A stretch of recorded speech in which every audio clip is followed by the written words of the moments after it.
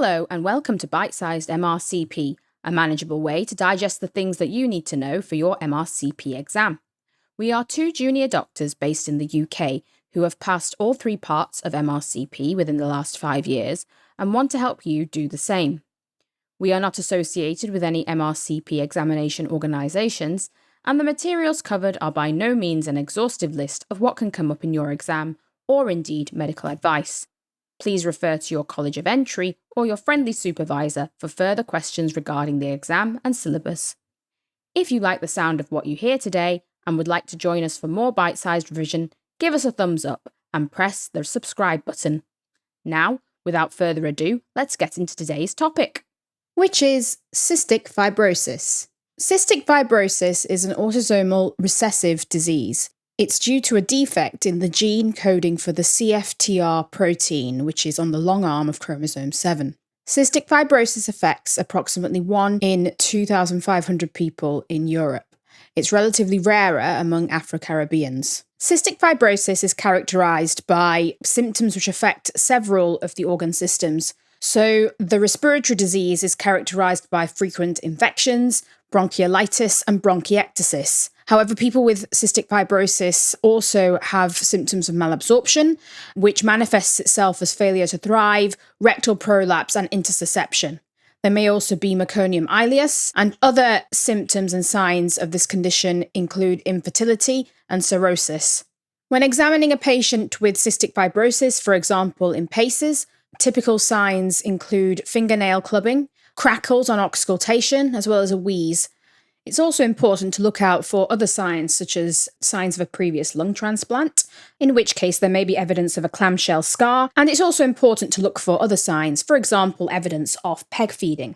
Patients with cystic fibrosis are diagnosed based on one or more clinical features, plus one of the following. So these can include 2 CF gene mutations, positive sweat test, abnormal nasal potential differences, which is a test done only in specialist centres, and it may also be diagnosed on heel prick testing in neonates. People with cystic fibrosis should be scheduled for annual review with a specialist, and this will include sputum microbiology, an ECG, a baseline set of blood tests including full blood count, renal function, calcium levels, liver function tests, and a CRP. Lung function tests should also be performed, as well as a chest X-ray. Cystic fibrosis should be managed using a multidisciplinary team approach, and this not only includes respiratory physicians, but also may include, for example, GI physicians, as well as dietitians, occupational therapists, and physiotherapists. So, as we've previously said, all patients must have an annual review, and the clinics are based on colonized bacteria in tertiary centres. With regards to respiratory interventions, this may include prophylactic antibiotics, bronchodilators, and nebulized recombinant DNAs. In terms of the gastrointestinal interventions, this may include replacement of enzymes and fat-soluble vitamins, as well as a professional dietetic assessment. Finally, as we've previously touched on, these patients may go on to have lung transplantation. People with cystic fibrosis have a median survival of 40 years, and 5-year survival after transplantation is approximately 50%. So now let's try a question. A 20-year-old female patient with a diagnosis of cystic fibrosis comes to hospital with a 5-day history of shortness of breath and productive cough with green sputum, associated with fevers and chills. What organism does not commonly colonize the respiratory tract in patients with cystic fibrosis?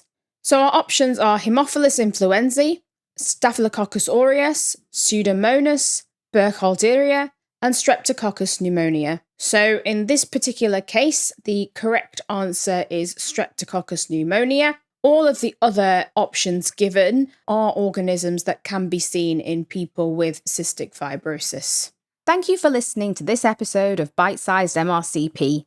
If you like what you've heard today, give us a thumbs up and hit the like and subscribe button below to make sure you don't miss our next episode. Let us know in the comments which topics you would like to hear in future. See you in our next episode.